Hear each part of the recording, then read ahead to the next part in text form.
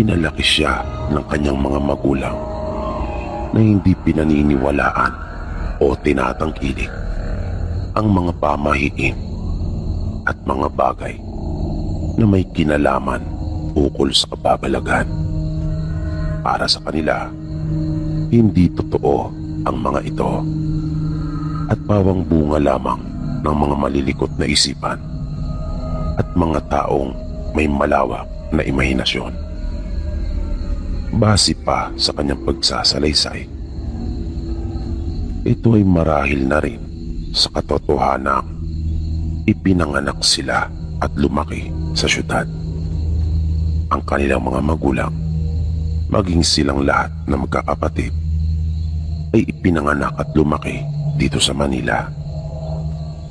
Pero may mga pangyayaring nagbukas umano ng kanyang kamalayan tungkol sa mundo ng kababalagan. Isa na rito yung tungkol sa naranasan ng kanyang kaibigan. Pauwi na umano sila noon pagkatapos ng kanilang trabaho.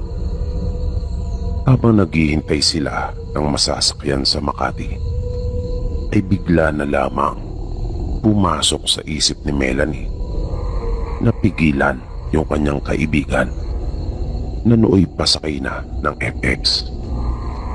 Sinabihan niya ang kaibigan na huwag doon sumakay at sa susunod na lamang. Na ipinagtaka naman ng kanyang kaibigan kung bakit. Nawerduhan ito sa kanya. Pero magkaganon pa man, ay itinuloy pa rin ito ang kanyang pagsakay sa naunang pumaradang pampaseherong sasakyan. At sinabi nito kay Melanie na nagmamadali siya, kung kaya wala nang nagawa pa si Melanie at hindi na niya napigilan pa ang kaibigan. Sinabihan na lang niya ito na huwag sa gilid pumwesto at doon siya maupo sa kalagitnaan.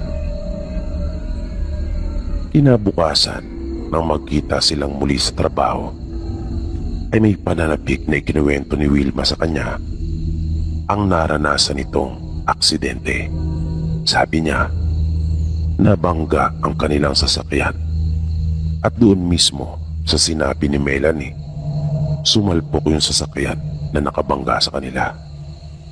Kung kaya malubhang nasaktan yung pasaherong nakaupo doon. Minsan naman, nang makita at makasabay ni Melanie sa daan ang isa nilang kapitbahay, ay kinausap niya ito at tinanong kung saan ang punta.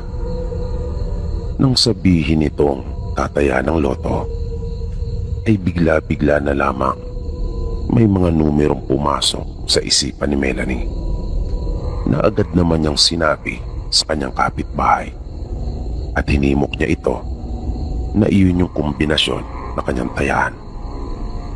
Tumango naman ito kung kaya inakala ni Melanie na tinayaan nga nung kanyang kapitbahay yung mga numero kanyang sinabi dito. Pero kinabukasan ay pumunta ito sa kanya at halos mangiyak-ngiyak na nagkwento na lumabas daw lahat ng numerong kanyang sinabi at tinamaan ang jackpot. Kaya natuwa naman si Melanie. Pero maging siya ay nanlumo nang sabihin ng kanyang kapitbahay na hindi nito tinayaan yung mga numerong kanyang sinabi dahil hindi raw siya naniwala kay Melanie at mayroon daw siyang inaalagaan ng mga numero. Nakiusap ito sa kanya na kung maaari ay kanya pa itong bigyan ng kombinasyon. Pero humingi na lamang ng paumanin si Melanie at inaming hindi naman niya talaga gawain ang manghula. Kusa lamang at bigla-bigla na lang itong pumapasok sa kanyang isipan. May mga pagkakataon din noong bata pa siya na ultimo mga nawawalang bagay ay natatagpuan dahil sa kanyang abilidad. Nang ipagtapat niya ang lahat ng ito sa kanyang ina, ay pinayuhan siya nito na huwag pansinin. Pinayuhan siya ng kanyang mga magulang na huwag yun pagtuunan ng pansin at hanggat maaari ay huwag nang tangkiligin. Pero noon pa man ay may mga gumugulo na sa kanyang isipan. Madalas niyang maitanong sa sarili kung bakit nangyayari iyon sa kanya at kung ano ba ang dapat niyang gawin. Kung bakit pumapasok ang mga bagay na iyon sa kanya. Mayroon pa siyang misyon na dapat tuparin. Nung huli ay hindi na rin nakatiis pa ang kanyang mga magulang at ikinuwento na sa kanya na ang angkan pala nila ay may nalalaman tungkol sa mundo ng kababalagan. Nung una ay hindi pa nga masabi sa akin ni Melanie ng tuwiran na may lahi pala silang mangkukulam at nalaman niya ang tungkol sa bagay na ito nang magtapat na sa kanya ang mga magulang. Bali ito ay sa partidos ng kanyang ina na kung saan ang kanilang angkan simula pa noong una ay nagsasanay na at nagsasagawa ng mga ritual at pangkukulam. Base pa sa kanilang pagsasalaysay, nalaman umano ito mismo ng kanyang ina nang minsang matuklasan ng hindi sinasadya ang isang manika sa kwarto ng kanyang lola noon. Isa itong manika na walang damit, ngunit may suot na dahon ng saging na hiniwa-hiwa at siyang ginawang pinakapalda nito. At dahil sa nakakatuwang itsura noon, kung kaya nainganyo siyang hawakan iyon at paglaruan. At sa kanyang paglalaro ay naisipan niyang tanggalin yung nasabing palda nito na yari sa dahon ng saging. Nagandahan kasi ang nanay ni Melanie doon. Ngunit laking gulat nito nang makita ang nasabing dahon na palda na biglang naging abo sa kanyang kamay. At lalo pa siyang nagulat nang marinig niyang magsalita ang kanyang lola na naroon na pala sa kanyang likuran, na hindi niya talaga iyon namalayan at naramdaman, na para bang bigla na lamang sumulpot doon. Tinanong siya nito kung bakit na iyon pinakialaman. Sinabi ng nanay ni Melanie na nagandahan lamang siya at dahil sa tuwa kung kaya niya iyon hinawakan at pinaglaruan. Pinagalitan siya ng kanyang lola at pinagsabihang wag na niyang uulitin na pakialaman iyon. Magalang naman na tumugon ang nanay ni Melanie noon, pero hindi nawala sa kanyang isipan yung nangyari na siyang dahilan kung bakit marami siyang mga naging katanungan na nais niyang mabigyan ng kasagutan. Isang araw nang maiwan siyang mag-isa sa kanilang bahay ay hindi siya mapakali. Naisip niya kasing magandang pagkakataon iyon para alamin ang buong katotohanan sa kung ano pa talaga ang ginagawa ng kanyang lola. Kaya sinamantala niya yung pagkakataon na mag-isa lang siyang naroon. Pumasok siya sa kwarto nito at naghalungkat. Mayroon siyang hinahanap pero hindi niya alam sa kanyang sarili kung ano iyon. Basta may nagtutulak sa kanya na gawin ang mga bagay na iyon. Marahil, isa na rito ay yung kagustuhan niyang malaman kung ano talaga ang totoo. Hanggang sa tumambad sa kanya yung isang baul. Nang kanyang mabuksan iyon ay nakita niya ang samot-saring mga bagay na naroon. Pero ang isa sa nakatawag talaga ng kanyang atensyon ay yung isang lumang aklat. Napakaganda kasi ng pabalat noon. Pero nang kanya iyong buklatin, ay naguluhan siya at nagtaka. Pagkat wala siyang nakitang kahit isa mang letra na nakasulat doon.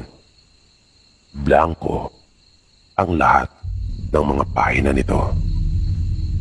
Kaya sa halip na maliwanagan siya, ay tila mas lalo pa siyang naguluhan at nadagdagan pa ang kanyang mga katanungan at isipin. Nang bigla na lang napansin niya ang mga paa at binti sa kanyang harapan. Nang iangat niya ang kanyang ulo, ay laking gulat niya nang makita niya ang kanyang lola na naroon na hindi yata ito tumaan doon sa may pinto na nasa kanyang likuran. Bigla na lamang itong lumitaw. Tinanong siya nito kung ano ang kanyang ginagawa at bakit nito sinuway yung kanyang bilin. Nung sandaling iyon ay naglakas loob na ang nanay ni Melanie na sabihin sa kanyang lola ang totoo, na nais niyang malaman ang buong katotohanan. Hindi na raw niya nakitang nagalit ito. Ang una daw nitong sinabi ay hindi niya raw talaga magagawa pang mapigilan ito dahil nasa dugo nila. At nagtapat na ang matanda sa kanya at sinabing sila ay angkan ng mga babaylan at manggagaway. Sinabi pa nito na yung aklat na kanyang hinawakan ay ang isa sa pinakamahalagang bagay na nasa kanyang pag-iingat. Ito ay itinuturing umano na yaman ng kanilang lahi. Pagpapatuloy pa ng matanda, mahiwaga ang nasabing aklat na lahat ng gusto mong malaman ay maaari mong itanong at ipapakita nito ang kasagutan.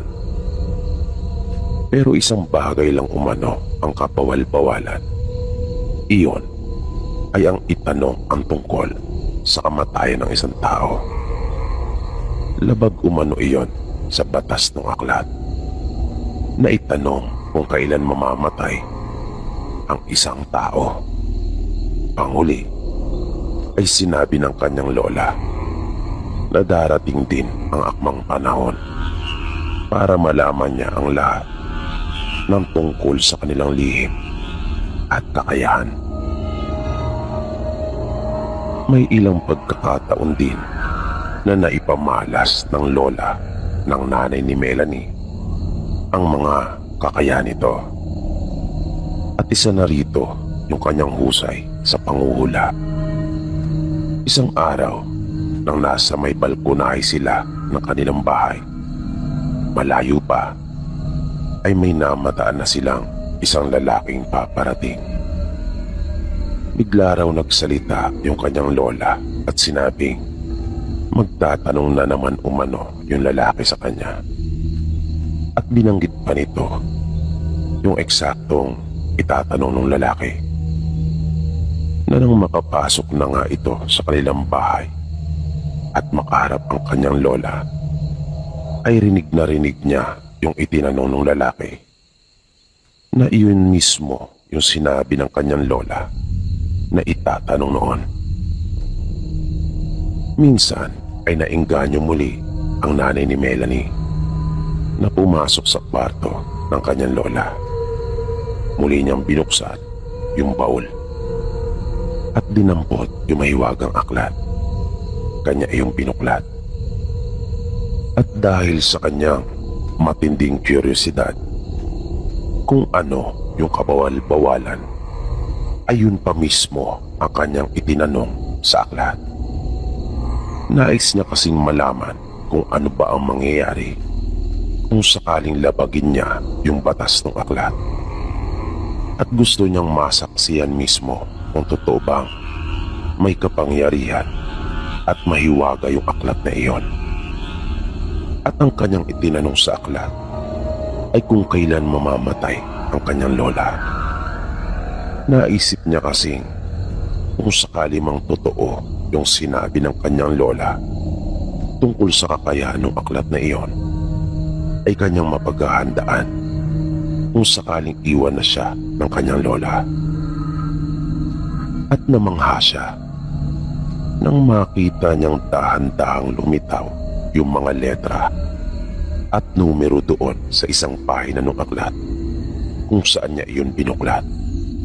Kitang-kita niya ng malinaw yung eksaktong panahon kung kailan papanaw ang lola niya.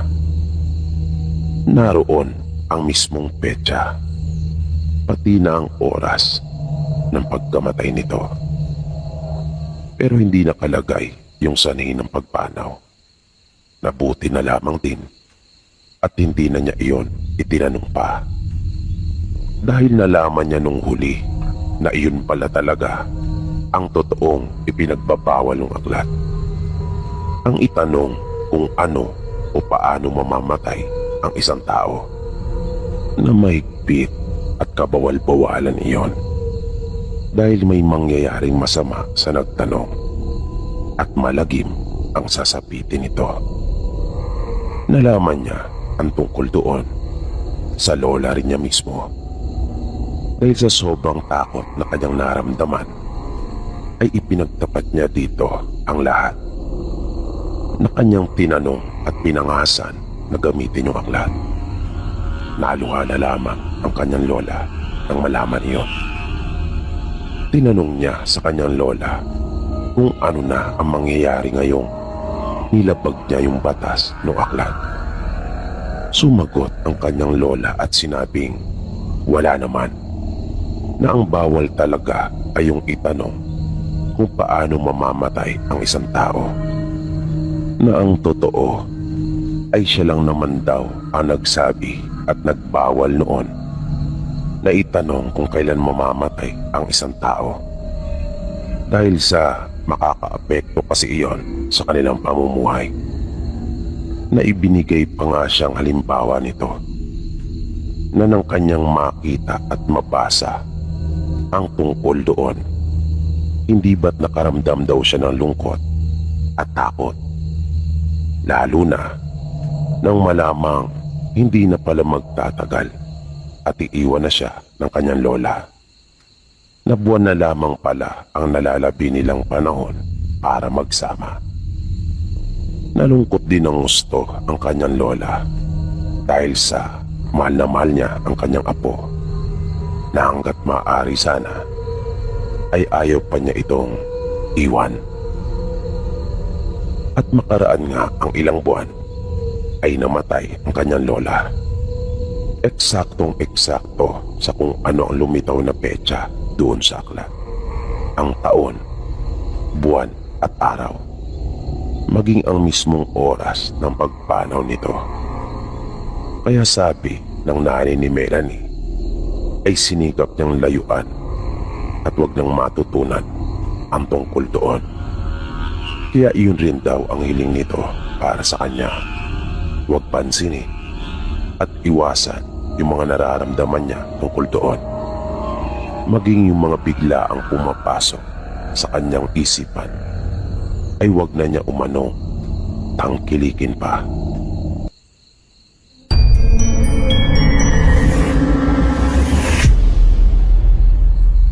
Naganap ang lahat ng ito noong dekada 80 pa, na kung saan ay wala pang kuryente doon sa kanilang probinsya.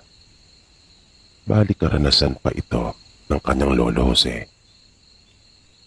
Ang lolo niya ay kilala sa kanilang lugar na palabiro at palakaibigang tao. Yun nga lang ay mayroon itong bisyo. Mahilig itong magsabong at uminom ng alak. Pero pagdating naman sa pagdadala ng kanyang mag-anak, ay hindi ito mapupulaan. Na kahit may kahirapan pa ang pamumuhay noon doon sa kanilang probinsya, ay nagagawa niyang hindi sila magkulang sa kanilang mga pangangailangan. Yun nga lang ay payak lamang ang uri ng kanilang naging pamumuhay sa araw-araw. Dahil sa hilig nito sa sabong ay kung saan saang lugar ito nakakarating kasama ang kanyang mga kaibigan, lalo na yung kanyang kumpare na si Nanding. Matalik silang magkaibigan at magkababata. Sila ay mga lihitimong taga roon sa kanilang lugar. Natawagin na lamang natin sa pangalang Sitio Sapang Bato. Doon na silang dalawa ipinanganak at lumaki. Hanggang sa kapwa na nga sila magkaroon ng kanya-kanyang pamilya. Minsan, nang dumayo silang magkaibigan para magsabong, ay inabutan na sila ng gabi sa daan. Dahil napalaban pa sila ng inuman. May kasama pa sila noong dalawa pa nilang mga kaibigan, kung kaya 4 silang lahat. Masaya sila dahil sa 5 manok na kanilang dala upang ilaban, ay 4 sa mga ito ang nanalo. Kung kaya malaki ang kanilang napanalunan. At may mga dala pa silang bihag na manok na kanila nang pinakuluan doon sa tupadahan. Noong mga panahong iyon ay bihira pa ang mga bumabiyahe sa kanila. Ang karaniwan na transportasyon noon ay kalabaw at kabayo. Pero kadalasan ay lakad lang, tulad na lamang noong mga oras na iyon nang dumayo sila ng sabong. Nang halos nangangalahati na sila sa paglalakad, ay may natanaw silang liwanag na nagmumula din sa isang uri ng ilawan sa di kalayuan. Sa pagkaunawa nila, base na rin sa galaw noon, ay hindi nila iyon makakasalubong. Tila ba ang direksyon na tinatahak noon ay salungat sa kanila.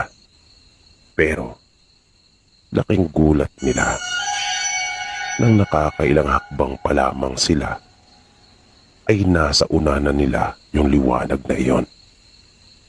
Na mga ilang di pa na lamang ang layo nito mula sa kanila. Kung kaya, labis nila iyong ipinagtaka.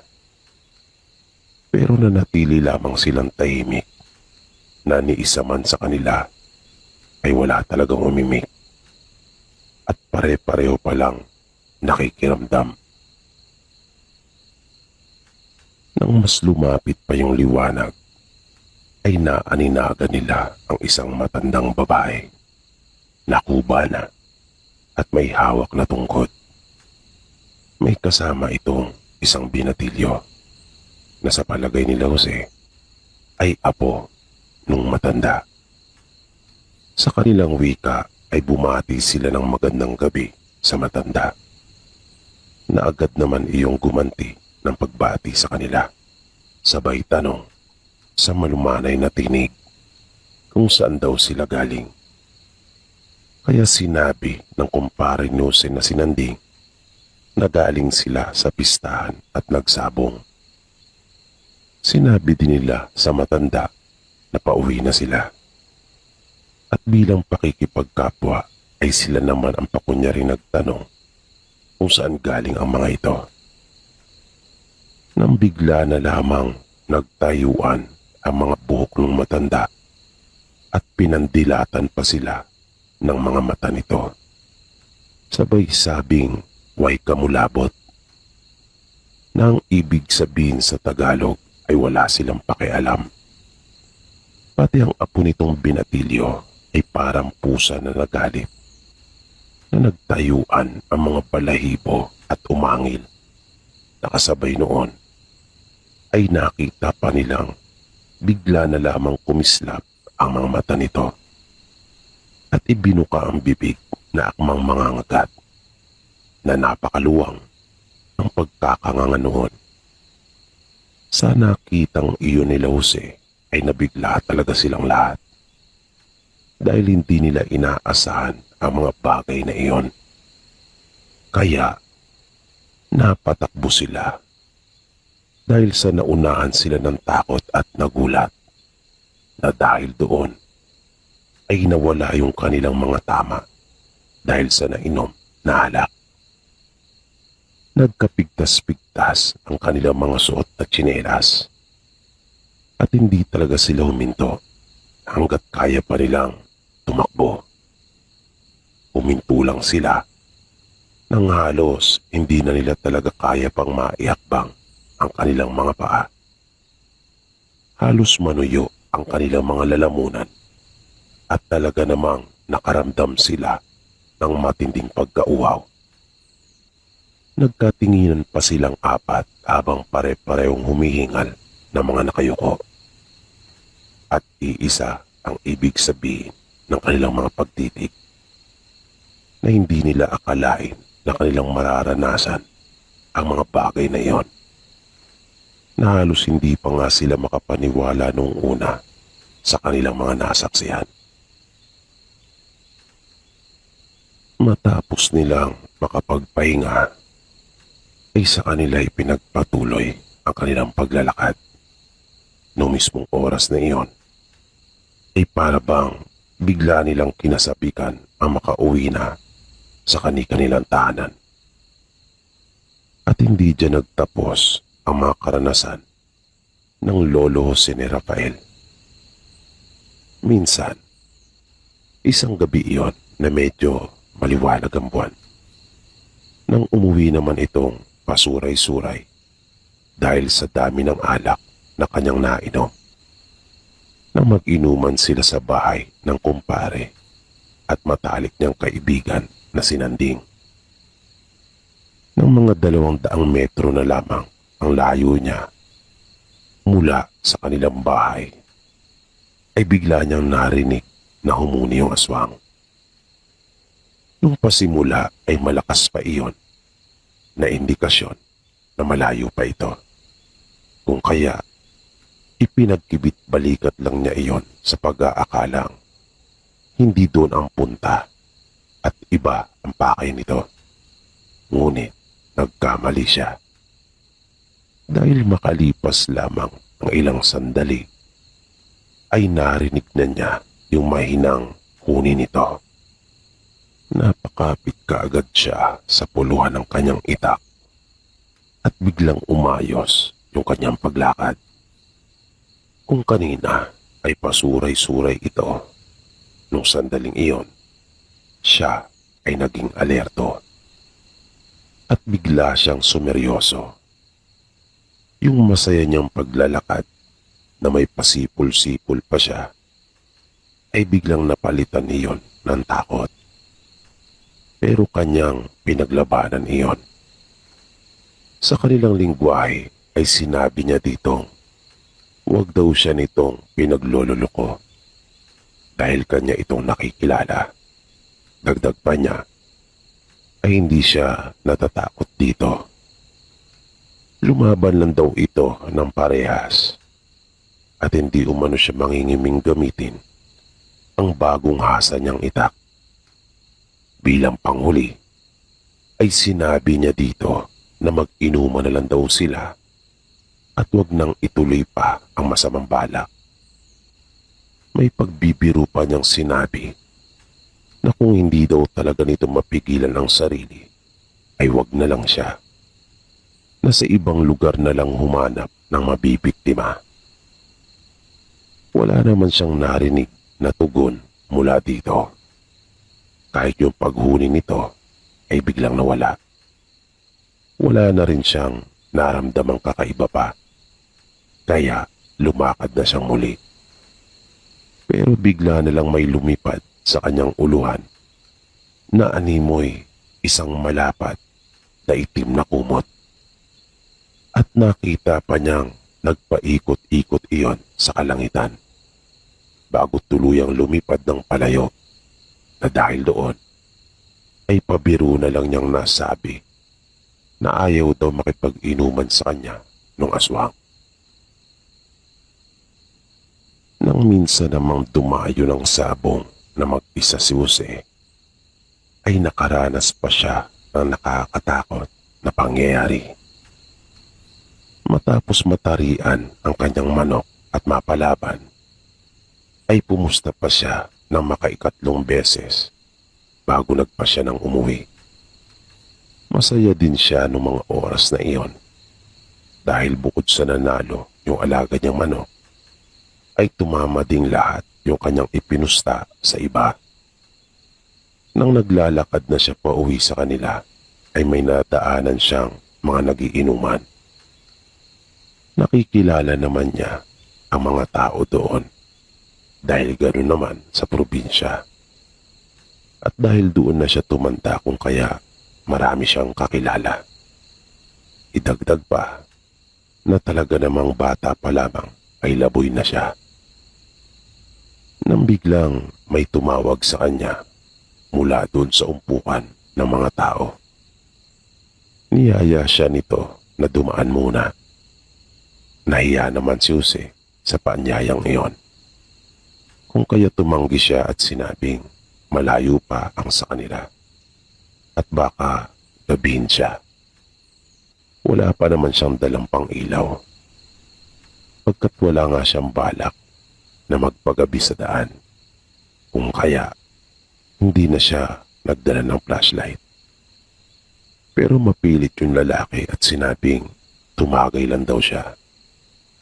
At para hindi na humaba pa yung usapan dahil lalo lang siyang maaabala, ay kanya na itong pinagbigyan.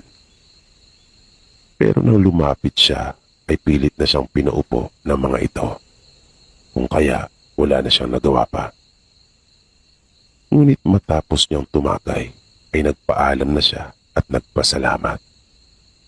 Pero kinantsawan siya ng mga ito at sinabing magkwentuhan daw muna sila. Hanggang sa nakatatlong tagay na siya. Hanggang sa naging 5. Matapos iyon, ay muli niyang sinubukan na magpaalam. Pero pinigilan siyang muli ng mga ito. Na yung isa pa nga sa mga lalaking kaharap niya sa inuman ay pinagdiskitahan yung manok na bihag niya, bunga ng pagkakapanalo ng kanyang alaga. Nabahagya pa niyang ipinagtaka iyon na napaisip siya kung paanong nalaman nito gayong nasa loob iyon ng kanyang dalambayong kasama ng kanyang itak. Nasabi pa niya sa kanyang sarili na napakalakas naman ng pang-amoy nito. Nasabi nung lalaki kung maaari daw ay aarborin na lamang niya ito at kanilang ipupulutan. Nakasama rin naman daw siyang makakakain. Kung kaya nga daw, wag na muna siyang umuwi. Humingi naman ng paumanhin si Jose at sinabing para iyon sa kanyang mag-anak. Kung gusto daw nito ay mag-aambag na lamang siya ng inumin. Bibili na lang daw siya ng isang bote ng gin. Pero parang nagalit yung lalaki at tinanggihan din nito yung kanyang iniaalok.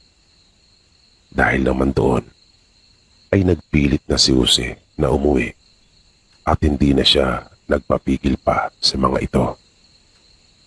Palabiro at palakaibigan siyang tao pero nung puntong iyon ay naramdaman niyang nag-init na rin ang kanyang tenga.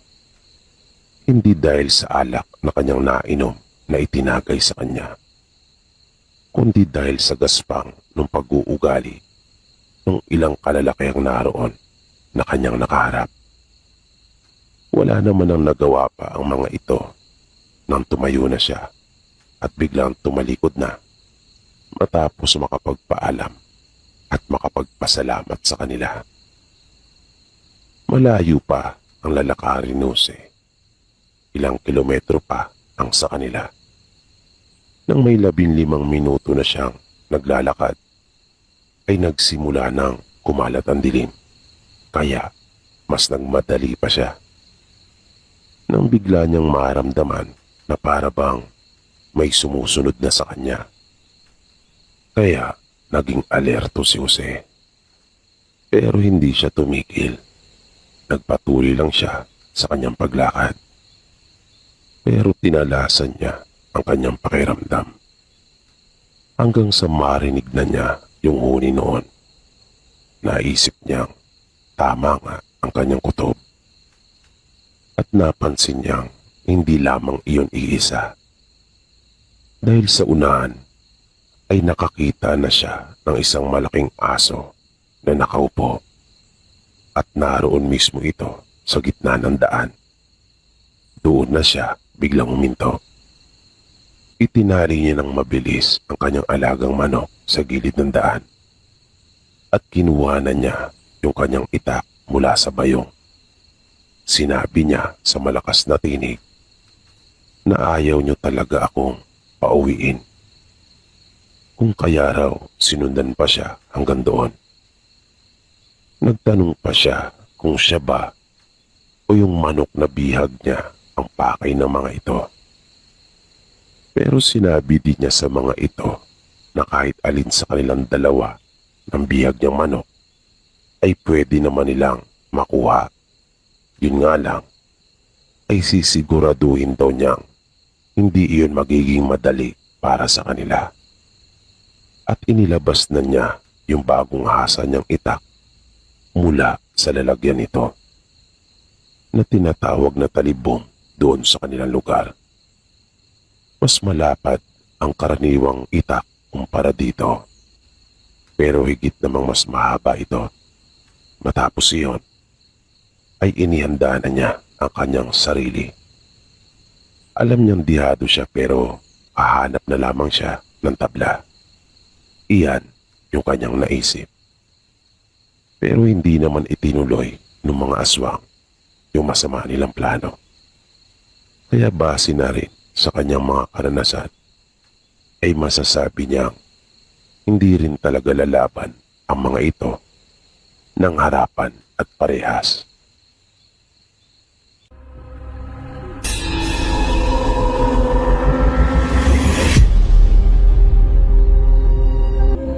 Nais ko lang po sanang ibahagi din sa inyo yung naranasan ko noong binata pa po ako.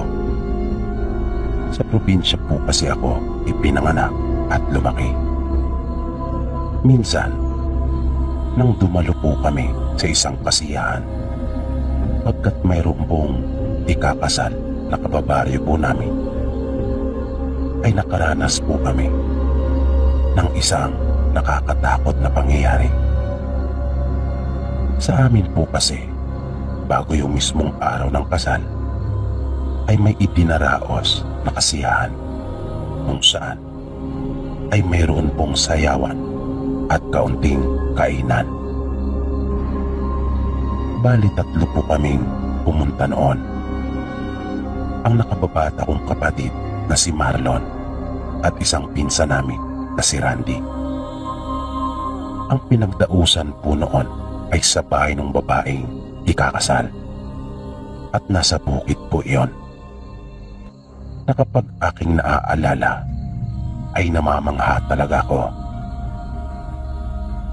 Pagkat kahit ganong kahirap sa amin noon, ay nagagawa pa rin pong maidaos ang sayawan kahit pa nasa bundok.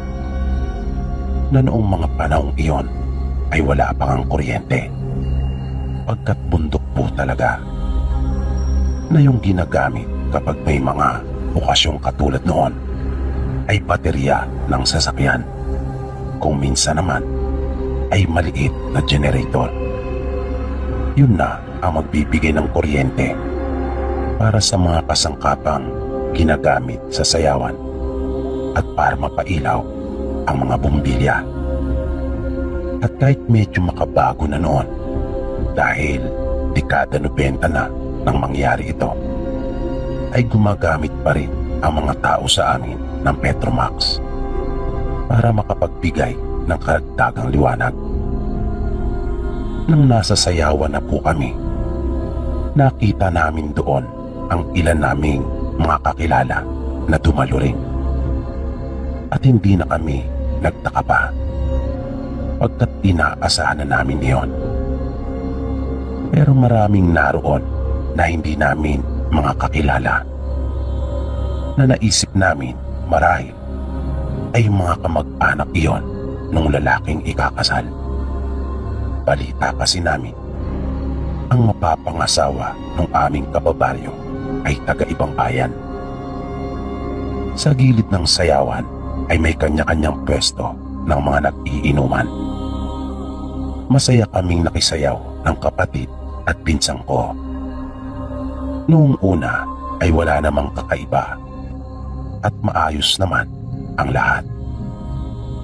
Kapag kami ay nakakaramdam ng pagod sa kakasayaw, ay humihinto muna kaming sandali at tumatagay.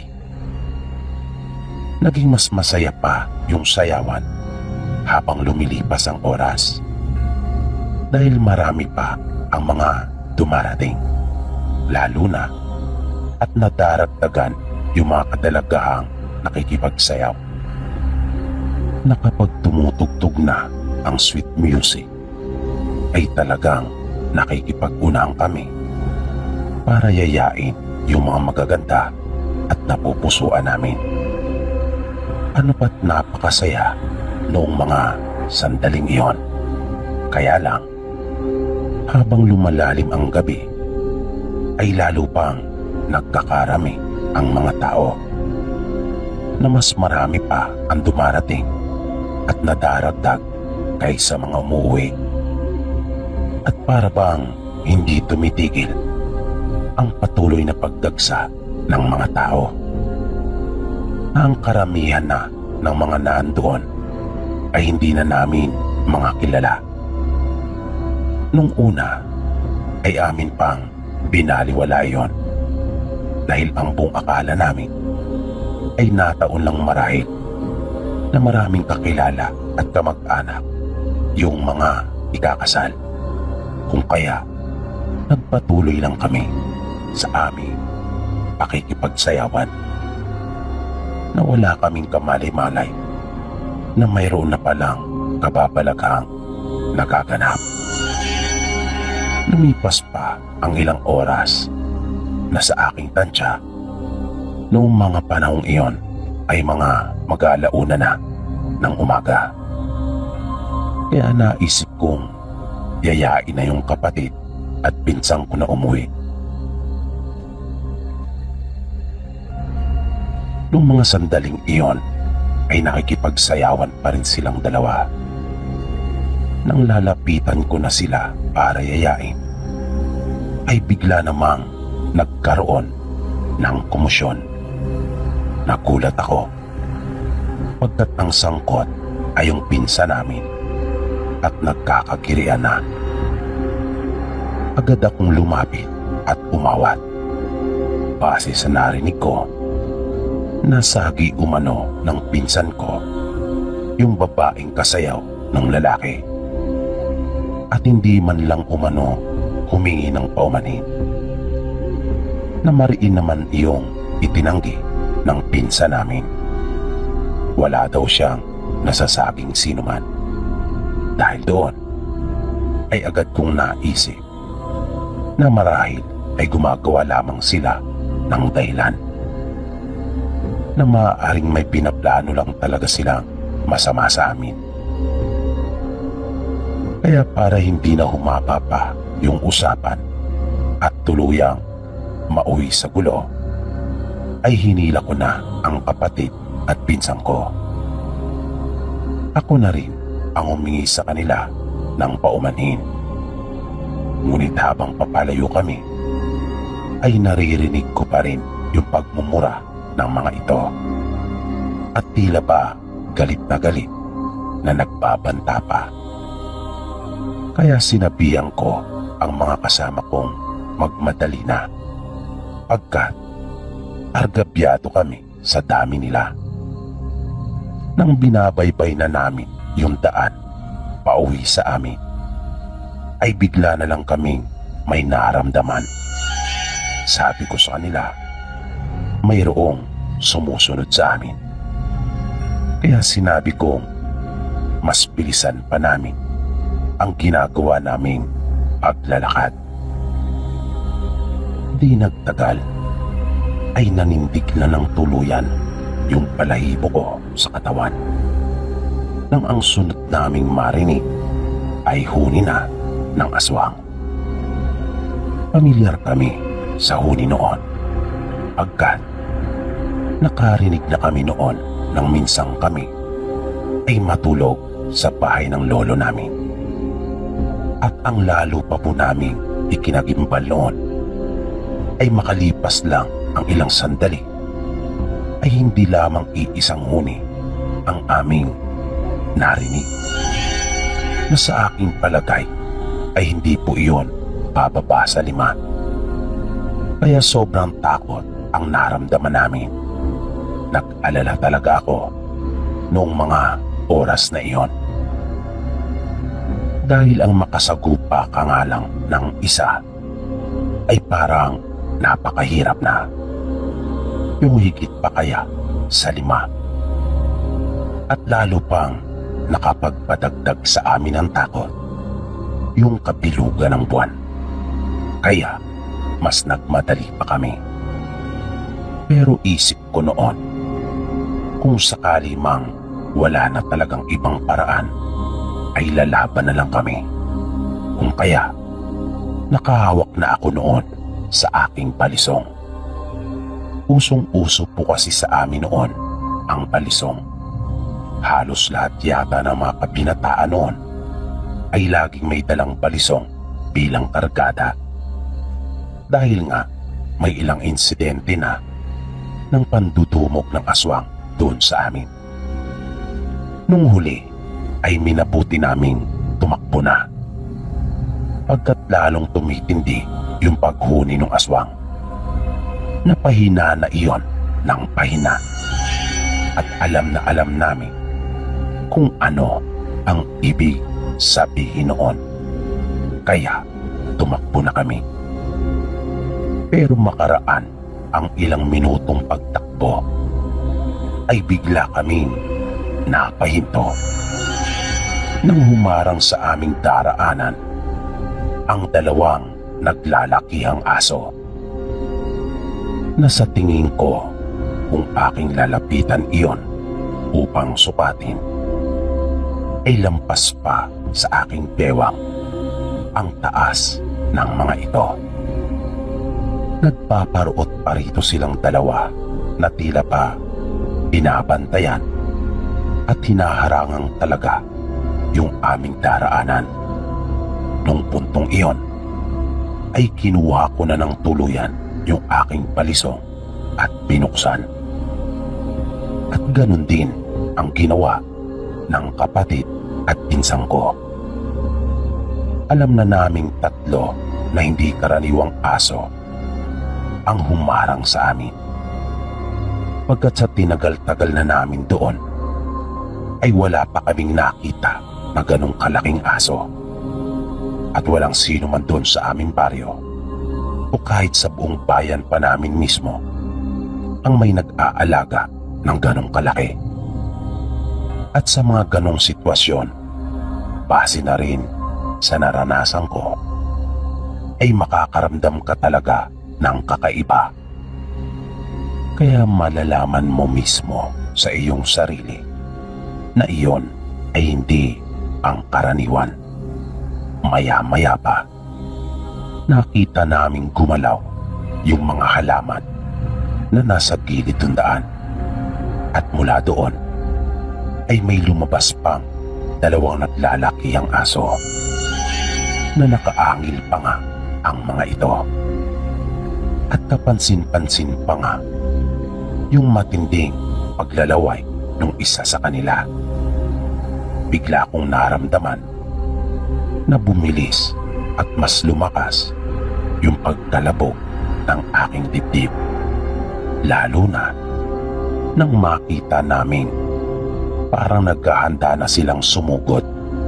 Kaya mabilis kaming dumampot ng mga bato. Hindi na namin hinintay pa na kami ay sugurin ng mga ito. Pinagbabato na namin yung mga aso, habang ang pinsang ko naman ay panay ang pagsigaw. At biglang may napansin kaming dalawa pa na biglang lumitaw sa aming likuran. Dahil doon ay napatakbo kami sa isang malaking puno at doon kami pumwesto. Rinig na rinig ko yung malatambol na tunog sa tuwing sila ay aming matatamaan. Ngunit hindi pa rin umaalis ang mga ito, na tila ba desidido talaga silang kami ay malapa. Hanggang sa makarinig kami ng mga tinig ng mga tao. At nang mapalingon ako, ay nakita ko ang isang grupo ng mga kabinataan na tumatakbong palapit sa amin. May mga hawak din silang bato at yung iba naman ay may mga balisong rin. Kanila rin pinagbabato yung mga aso habang sumisigaw sila ng aswang-aswang. Sa pagkakataong iyon ay doon pa lang nagsipulasan yung mga malalaking aso na pinaniniwalaan naming mga aswang at pawang mga nagpanggap lamang. Nalaman naming papunta din pala sana ang mga ito doon sa sayawan. Ngunit dahil sa nangyari, ay nagkayayaan na lang kaming mag-inuman doon sa bahay namin. Mga kakilala din namin sila ng iba pa nga ay aking mga kababata at naging kaklase noong ako'y nag-aaral pa. Pagdating ng bahay ay nagkatay ako ng manok bilang pasasalamat ko na rin sa ginawa nilang pagtulong sa amin ng kapatid at pinsang ko. Ikinuwento namin sa kanila kung ano ang nangyari sa sayawan. At sinabi kong malakas ang aking kutob na yung mga aswang na humarang sa amin ay yung nakaalitan ng aking pinsan na mga kaanak ng mapapangasawa ng aming kababaryo. Kumalat sa baryo namin ang nangyaring iyon. Nung huli nga, ay lalo pang napatunayan na tama ang aming hinala na may lahing ang aswang yung angkan nung napangasawa ng aming kababaryo.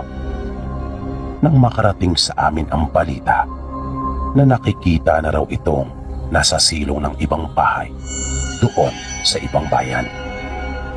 Dinala na kasi ito at doon na nanirahan sa bayan ng kanyang napangasawa. At ang paniwala ng marami ay hinawaan na rin ito. At iyan po, Sir Pipi, ang kwentong nais ko pong ibahagi sa inyo na base mismo sa personal kong naging karanasan.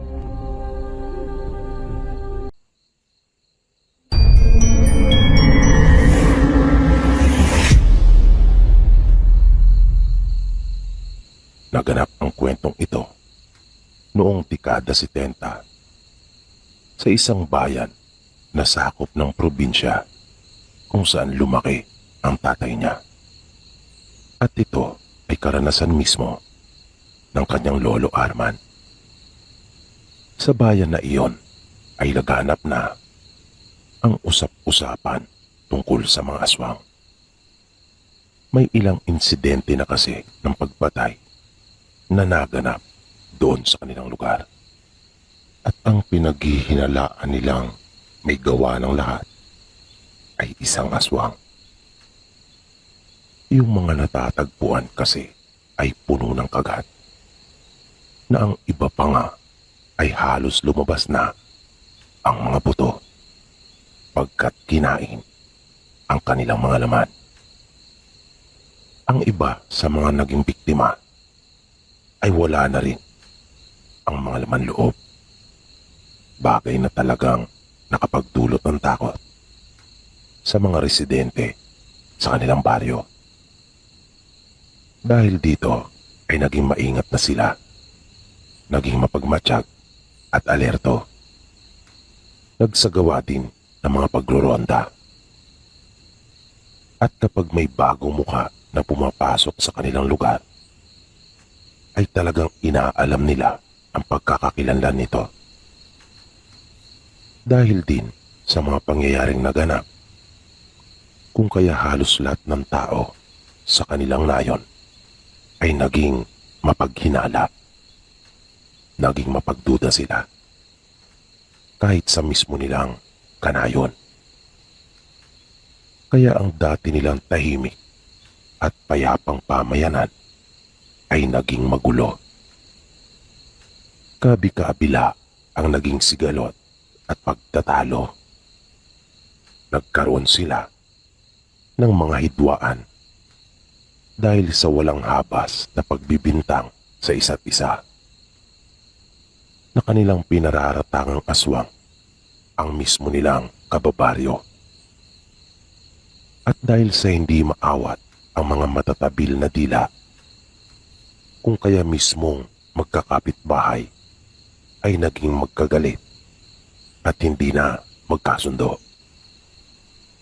Kung kaya nga ang kanilang barangay noon ay naging okupado at aktibo dahil na rin sa walang humpay na pagharap at pag-aasikaso sa mga reklamo.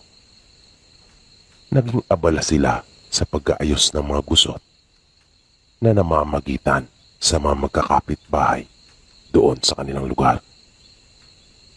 Kaya sa halip na magkaisa sila upang masugpo ang suliraning hatid ng pag-atake ng aswang, ay nagkawatak-watak pa sila at nagkaroon ng pagkakampi-kampi.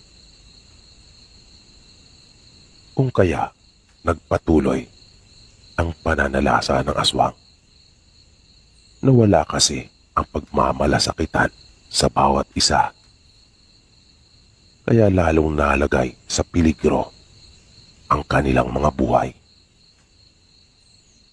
Isang gabi, habang naglalakad si Arman pauwi sa kanila, ay napansin niya kaagad ang isang tao sa di kalayuan. Naroon ito malapit sa isang puno at tila ba mayroong hinihintay.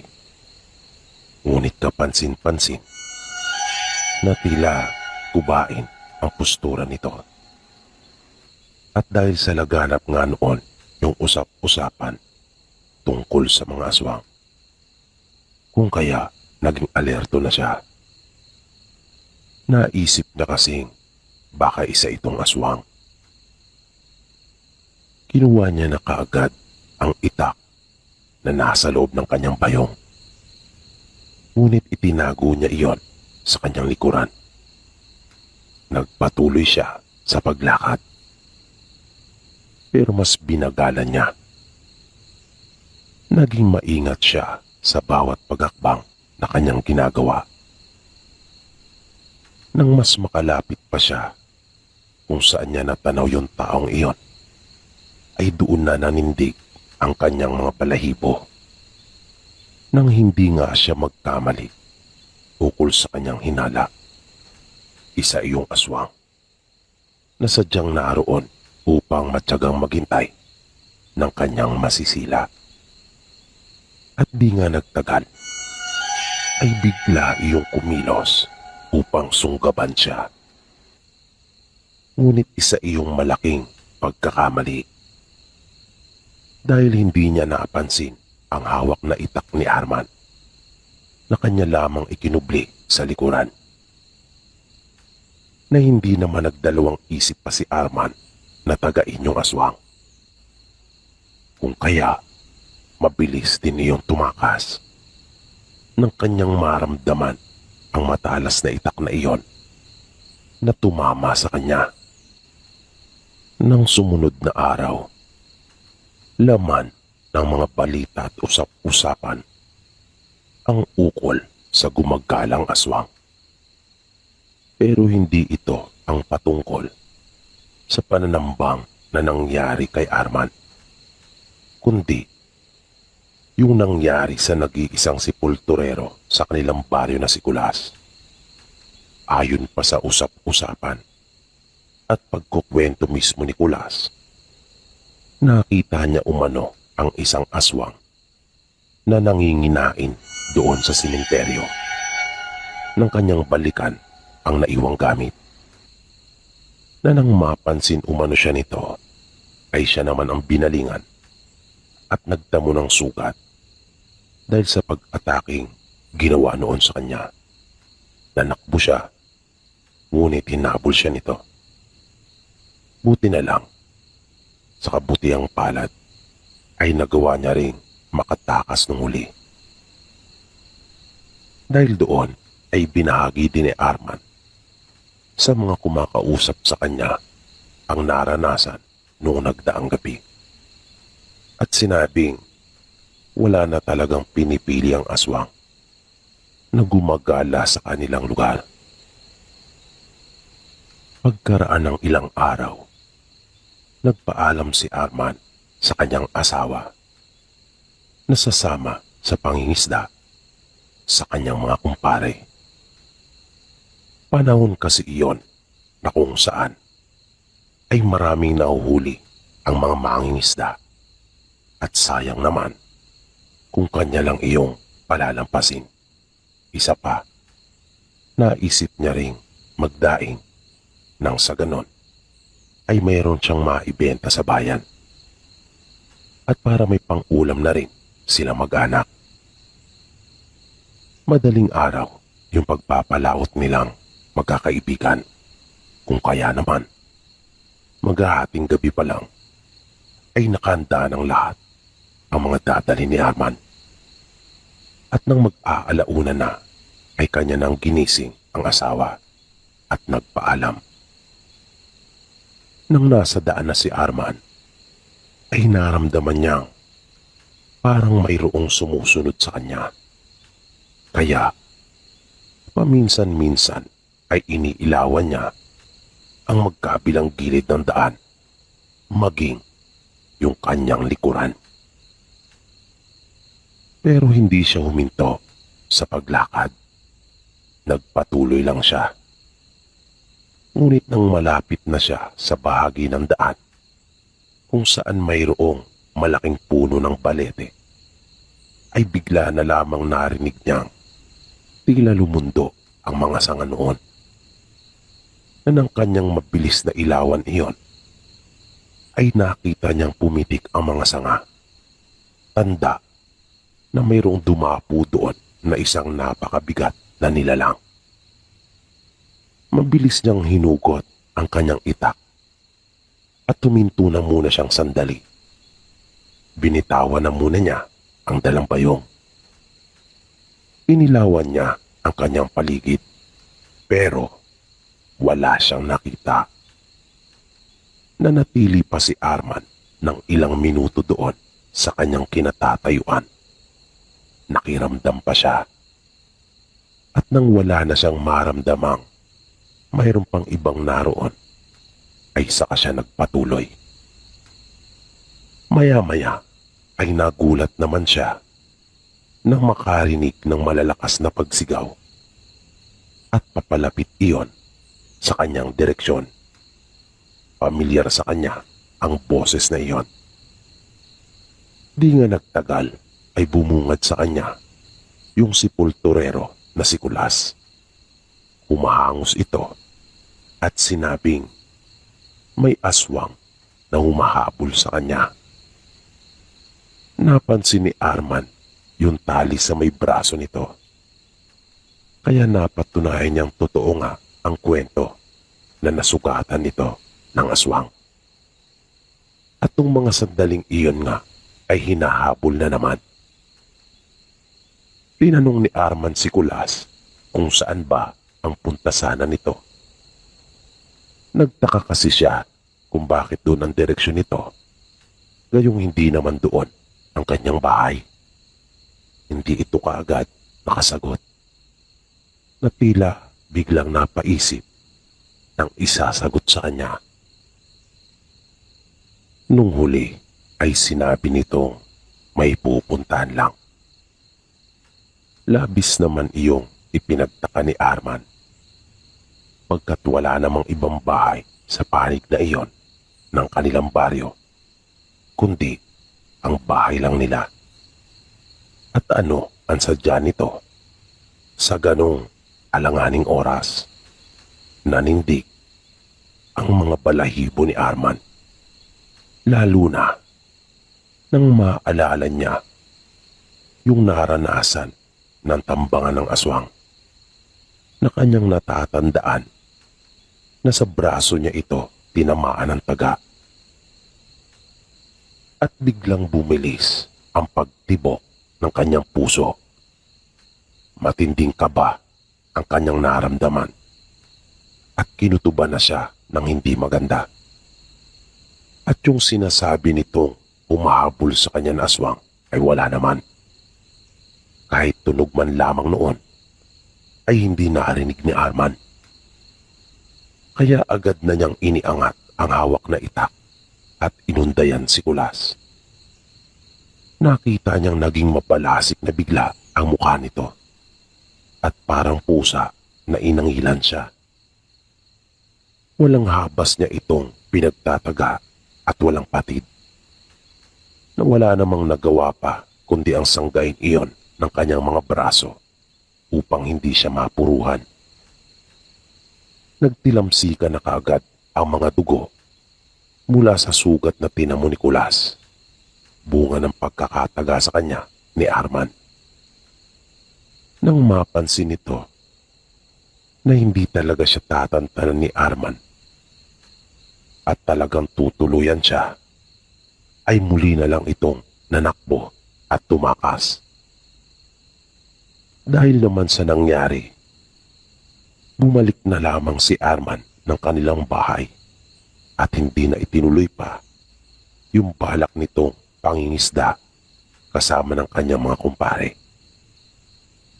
Naisip niya kasing baka ang pagbalingan ni Kulas ay yung kanyang mag-anak.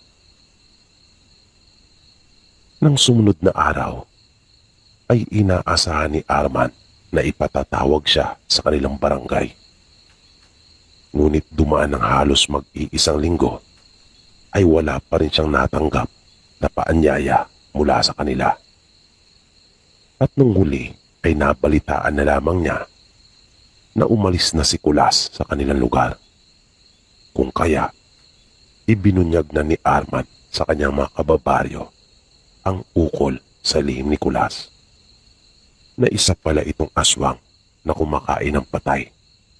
Ngunit nung huli ay tila nanawa na at di na napigilan pa ang kanyang sarili na kumain ng buhay, na hindi na niya kinaya pa yung matinding tawag ng kanyang makajablong pagnanasa, na hindi na niya nakontrol pa ang kanyang sarili sa pagkayok sa karne ng mga buhay.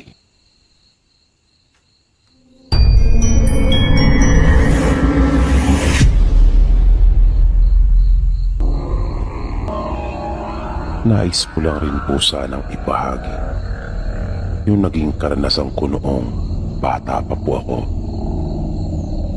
Tulad po kasi ng marami niyong mga tagapakinig, ay lumaki din po ako sa probinsya at nakaranas din ng mga nakakatakot na pangyayari sa buhay. At ito po ay totoong nangyari. Hindi po ito kwentong gawa-gawa lamang. Personal kong naranasan mismo ang mga ito. Ang pinakaunang kababalagang naranasan ko ay noong 11 taong gulang pa lamang ako. Nautusan ako noon ng nanay namin na manghiram muna ng asin kanila lolo at lola. Ang bahay namin noon ay nasa bundok at talagang magkakalayo ang mga bahay. Malayo din kami sa pinakabayan. Kung kaya nga kapag namimili ng mga kailangan ay minsana na lang. At kapag sa mga pagkakataong nauubusan tulad nga ng mga oras na iyon, ay mapipilitan kang magtiyaga at maglakad ng napakalayo. Pero dahil sa iyon na ang kinamulatan ko, kung kaya sanay na rin ako, lalo na sa mga mahabang lakaran. Normal na kasi iyon doon sa amin. At iyon na nga, nang hindi mamalayan ni nanay na wala na pala kaming asin, ay kanya akong inutusan na manghingi na muna sa kanyang mga magulang at kanya na lamang itong papalitan kapag nakapagpabaya na siya. Pagdating ko noon sa bahay nila Lola ay hapon na. Sa tansya ko ay pasado na iyon, 4:00. Kaya hindi na ako nagtagal pa at agad nang nagpaalam. Wala pa naman akong kadala-dala na kahit anong ilawan. Kung kaya, hindi ako maaaring gabihin sa daan. Kaya may kasama ng takbo ang ginawa ko paglalakad pabalik sa amin. Nang tatawid na muli ako ng batis, ay napansin ko tila tumaas yata yung tubig. Nakaraniwan namang hanggang binti lamang ang lalim noon. At ang isa pang ipinagtataka ko, Sir PB, ay hindi naman umulan. Kaya imposibleng bigla na lamang tumaas iyon ng ganon. Kaya medyo kinabahan na ako noon. Parang di ko gusto yung nangyayari. Isa pa, nagmamadali na nga ako pagkat ayokong abutan ng dilim. Kaya binaybay ko yung batis at tumingin kung saan mababaw yung tubig. Pero wala akong makitang mababaw na bahagi noon na nakapagtatakang talaga. Ang lakas na ng kabog ng dibdib ko noon dahil nakita ko ang baba na ng araw. Ipinagpatuloy ko pa yung paglalakad nang sa wakas ay makakita din ako ng mga malalaking bato na nasa batis na maaari kong matungtungan para makatawid. Naisip kong sila yung magsisilbi kong tulay doon sa batis na nagmistulan ng ilog dahil sa biglaang pagtaas noon. At yun nga ang aking ginawa. Maingat kong tinawid yung batis na iyon sa pamamagitan ng mga malalaking bato na naroon. Kaya laking tuwa ko ng aking malampasan iyon. Pero hindi pa pala doon natatapos ang lahat. Dahil nung nagmamadali na akong naglalakad, na pagkaminsan ay may patakbo-takbo na, ay bigla namang humarang sa daraanan ko yung mga sanga ng puno ng kawayan. Umapay talaga iyon na para bang ayaw niya akong padaanin, na wala namang malakas na hangin. At sa tingin ko ay hindi naman iyon basta dadapa na lang doon sa daan dahil sa karaniwang hangin. Kaya dahil doon ay napilitan akong lumihis at umalis sa daan. Inikutan ko na lamang iyon at iniwasan. Pero unti-unti nang kumakalat yung dilim. Kaya mas pinilisan ko pa. Pero may naramdaman akong parang mayroon namang sumusunod sa akin. Kaya panay ang lingon ko sa aking likuran hanggang sa makarinig ako ng huni. Mahinang huni lang iyon pero kakaiba talaga. Kung kaya mapapansin mo iyon. Hindi ako sigurado kung huni iyon ng anong hayop. Pero isa lang ang nasisiguro ko. Hindi mabuti ang hatid noon. Kung kaya, mas nagmadali pa ako. Pero kahit anong pagdudumali ang gawin ko, ay nararamdaman ko pa rin iyong sumusunod sa akin. Naalala ko yung kwento ng lolo namin tungkol sa kanyang karanasan at kung gaano kabisa ang asin na siya niyang ginamit para makaligtas mula sa aswang. Kaya dumakot ako mula sa lalagyan at aking binubudburan yung bawat kong madaraanan at sinasabuyan ko rin yung bahagi kung saan ko naririnig na nanggagaling yung huni. Panay ang panalangin ko noon na sana ay makauwi ako ng ligtas at sana ay mawala na kung ano man o sino man yung sumusunod sa akin. At kusa na nga lang ding nawala iyon. Kung kaya napatunayan ko nung mga sandaling iyon na totoo nga pala talaga yung ipinahagi sa amin ni Lolo. Pagdating ko sa bahay ay nagtaka pa sila kung bakit ang tagal ko raw. Sinabi ko namang nahirapan akong makatawid sa may batis dahil biglang tumaas ang tubig. Hindi sila makapaniwala nang sabihin ko iyon dahil alam talaga naming lahat na tumataas lamang iyon kapag mayroong bagyo at walang tigil na bumubuhos ang ulan. Sinabi ko sa kanila na tinambangan at sinundan ako ng aswang na maaring iyon ang dahilan kung kaya siguro nangyari ang mga katakatakang bagay na iyon. Ang sunod kong naranasan naman, Sir Pipi, ay nung makawala po yung alagang kalabaw ng kapatid ni tatay.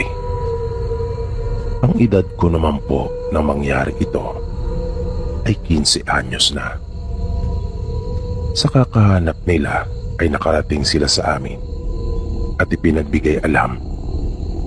Hiningi na rin nila yung tulong namin sa paghahanap at nanghiram pa ng 2 lata ng tinapa.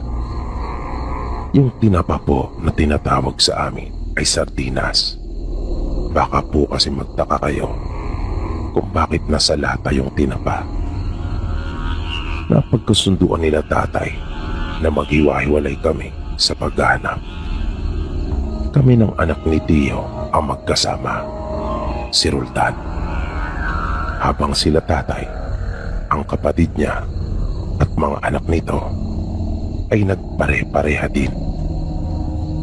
Sa paghahanap naming magpinsan, ay sinuhot namin ang lahat na masusukan na bahagi noong gubat kung saan kami natapat na maghanap.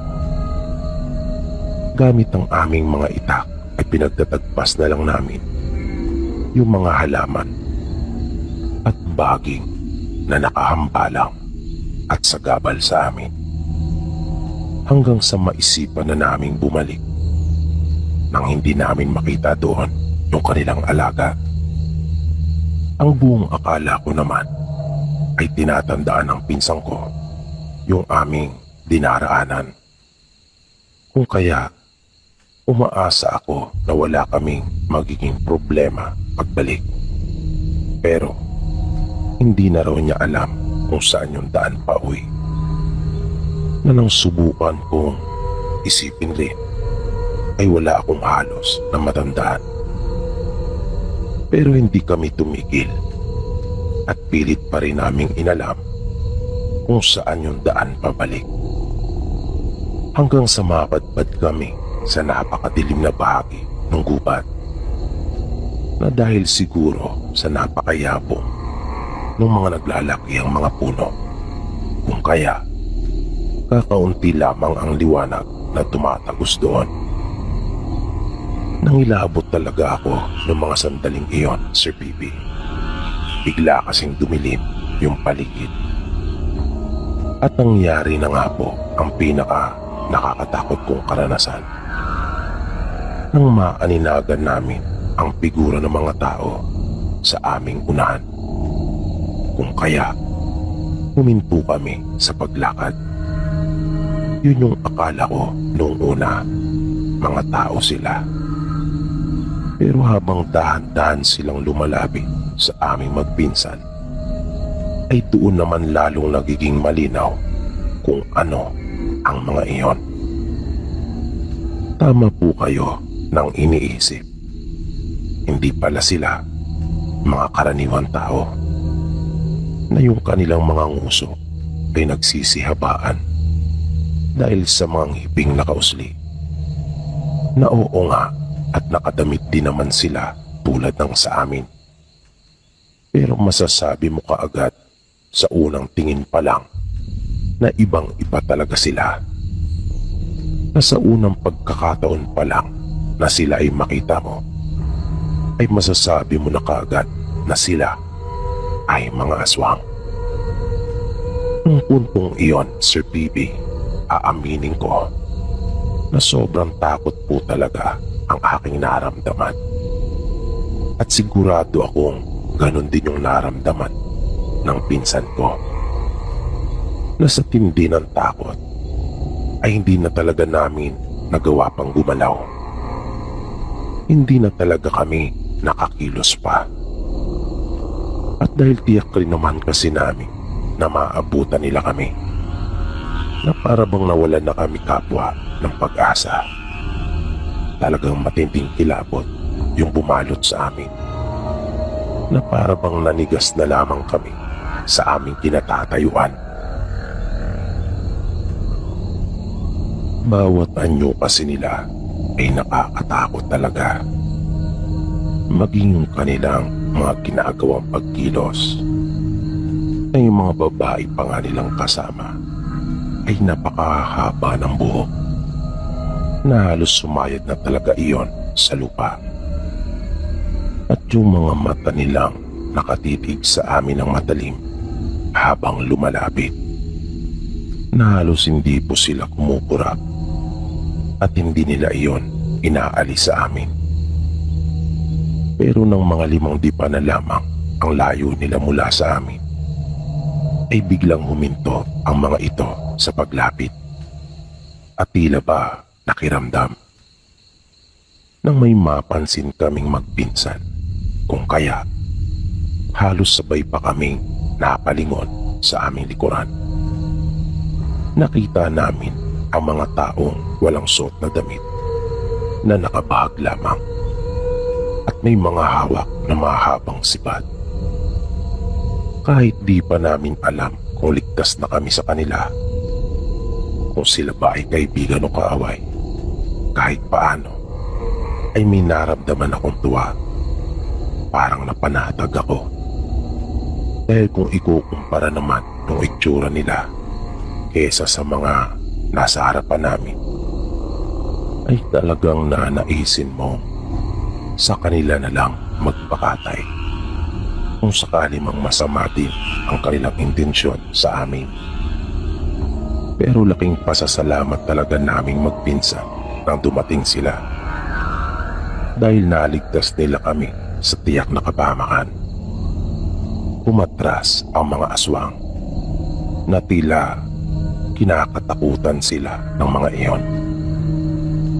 Kanila kaming isinama sa kanila at doon ay kinausap. At kanila pa kaming pinainom ng tubig.